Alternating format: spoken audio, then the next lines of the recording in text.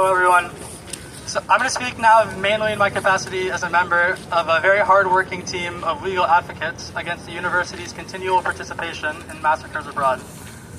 And then against its suppression of students and protest of that participation, even though I am now one of those sanctioned students. Shame! Because I need to name something out loud for the crowd that cannot be missed, and then I want to reaffirm why we are out here in the cold today. So let me speak first very plainly now on the mechanics of the university's suppression, as 13 students remain suspended with all but one for an academic year. Shame! I am now the sole sanctioned student whose case has been reviewed by parties other than the Office of Student Conduct's sham proceedings, as both a doctoral student and a law student, and so I have seen by immediate comparison, beyond hypotheticals, what an absolute mockery the university has made of the basic tenets of due process from start to finish. Shame! And so many times over, I am stunned and furious with you all at the depth of the university's dishonesty and at their sanitized brutality. This only started with the December abuse of emergency powers, which resulted in mass PNG statuses being bestowed on protesters on the premise of our being threats to our community. And I'll say personally that even I and my law school administrators were given no notice of the sanctions or transparency in the allegations against me.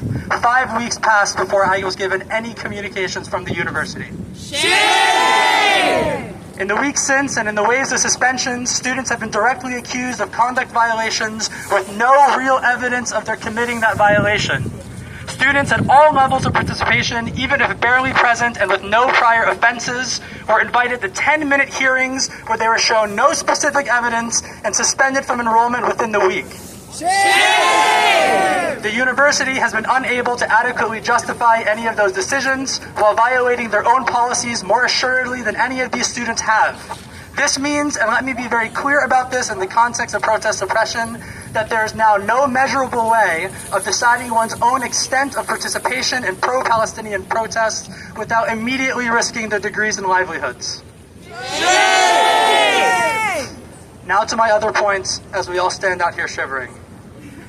As I said, I've had the unique experience of being called to not one, but two separate disciplinary processes, and the university is still trying its hardest to beat me down after the law school protected my right to academic protest. My winter recess was spent dwelling on the sobering irony of working in legal advocacy of our protesters while navigating my own case, and I cannot make more clear here the absolute heart, the bravery of these students against the bureaucratic cowardice of the administration.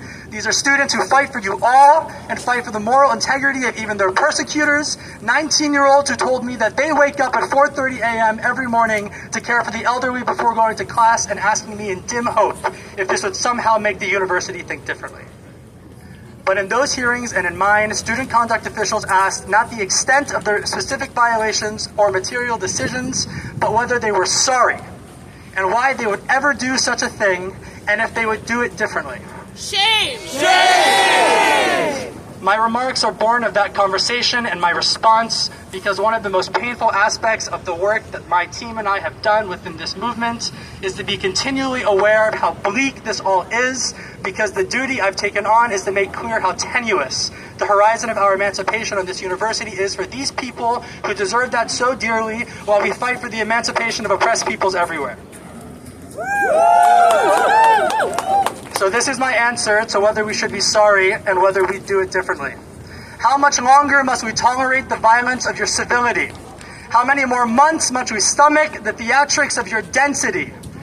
They're the ones who have to live with all of these lies, and I cannot sue to get your foot off of my neck. I cannot sleep soundly when there are still bodies on the grounds and when blood is spilled to finance the university's monopolization of our intellectual practice and pretend that it doesn't matter. I cannot accept that in this weather, our privileges allow us to swipe into the buildings stolen from my city by this school when we have brothers and sisters who still sleep out here in the cold. I was born 60 blocks from here, and my forehead was on the asphalt in prayer when the cops stormed 4th Street Plaza. I was yelled at and denied entry from my mosque this December, where I've prayed for years on the basis of my being a threat to my community. I was told that every security guard on campus has my name and picture with orders to seize my ID if I entered a building. I was never told if I could enter. And I cannot take any more of this place's vision of salvation or remorse. And so this is why I am out here in the cold, and this is why I hope you are all out here in the cold today. This year, I am out of things to say, or save up, or say sorry for, and this will speak for itself. Because how could I accept this world when I remember so many other ones? How could I deny my self-immolation when you're cold and tired too? What can we do but burn bright and chant loudly and let you know that we cannot lie to ourselves as readily as they do? I would sit again in a heartbeat. Free Palestine.